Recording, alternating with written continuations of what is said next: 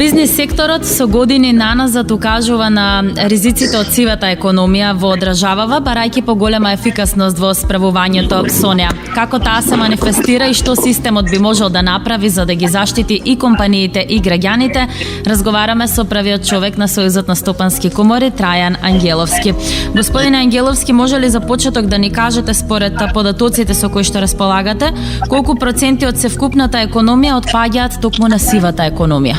Постојат релевантни студии кои го опишуваат целиот овој процес и случувањата во економијата. Според одредена студија на Светска банка, скоро 20% е сива економија и можда уште 20% е црна економија, така да вкупно целиот овој скоро, да кажеме, нерегулиран дел од економијата може да достигне дури до 40%.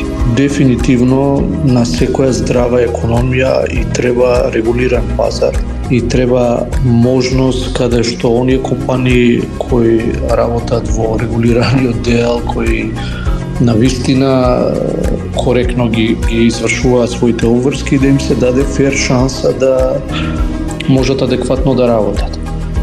Така да очекуваме дека ова ќе е континуирана борба на институциите. За жал до сега се случува да оди во одредени периоди. Во одредени периоди оваа борба е поинтензивна.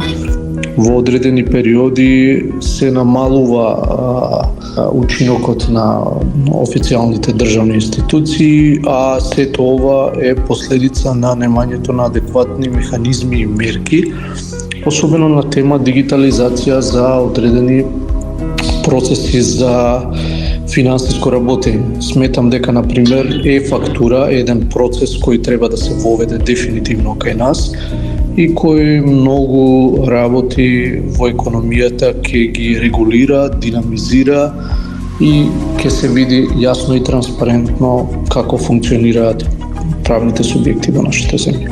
Дали тоа значи дека ни е потребна поголема конзистентност, впрочем, од страна на државните институции кои што се надлежни за справување со ова прашање, бидејќи рековте дека тие заложби се случуваат на периоди? Да, па веќе го реков тоа дека државните институции се единствено заслужни и одговорни за состојбата во која се наоѓа овој дел од економијата.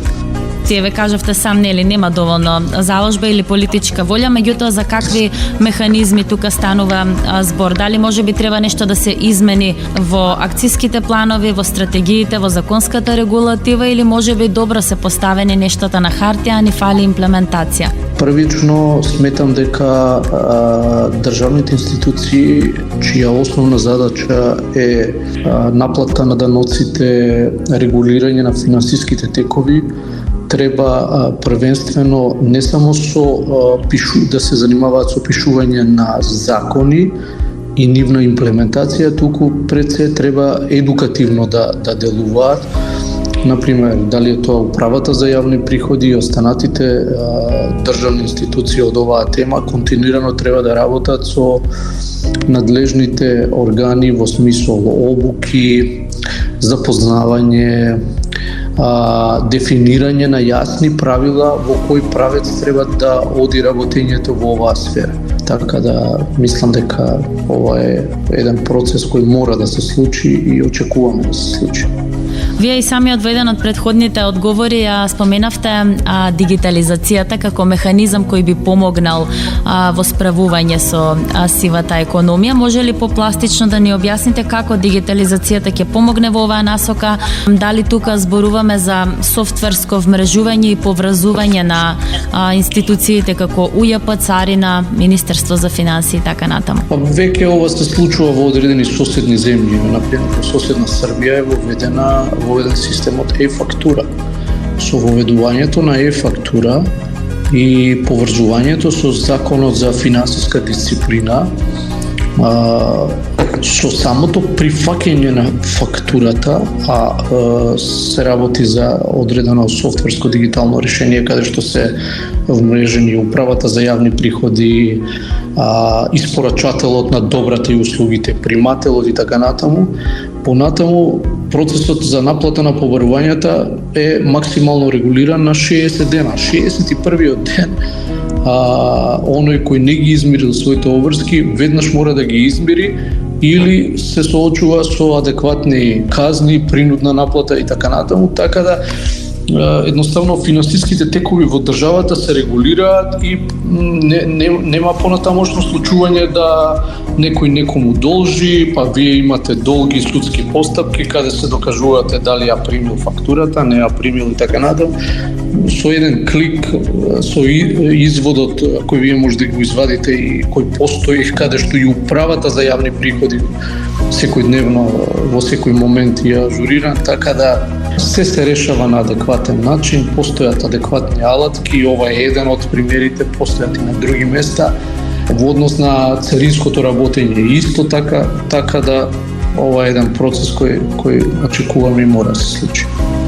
Всушност е фактурата на чија што значајност укажавте и самиот беше споменат уште во предизборниот период, неодамна како нешто што доправа би требало да се случи.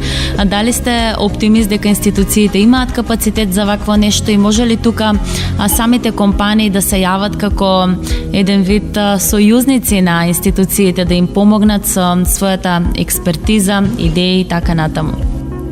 Мислам дека конкретно за фактурата, дали се спремни институциите, не знам. Мислам, ние не сме во институциите, има одговорни лица во тие институции, тие треба да кажат дали се спремни. Доколку не се спремни, го имаат целото расположливо време на овој свет и нека се спремат адекватно. Дали може приватните субјекти да им помогнат на државните институции, мислам дека се тоа професионалци кои се адекватно платени за таа работа која завршуваат и мислам дека секој треба да се заврши својата работа. Приватните субјекти и компании треба да извршуваат својата дејност, а државните институции треба да се завршат својата дејност за која сите граѓани на оваа земја одвојуваат даночни приходи и ги плаќаат.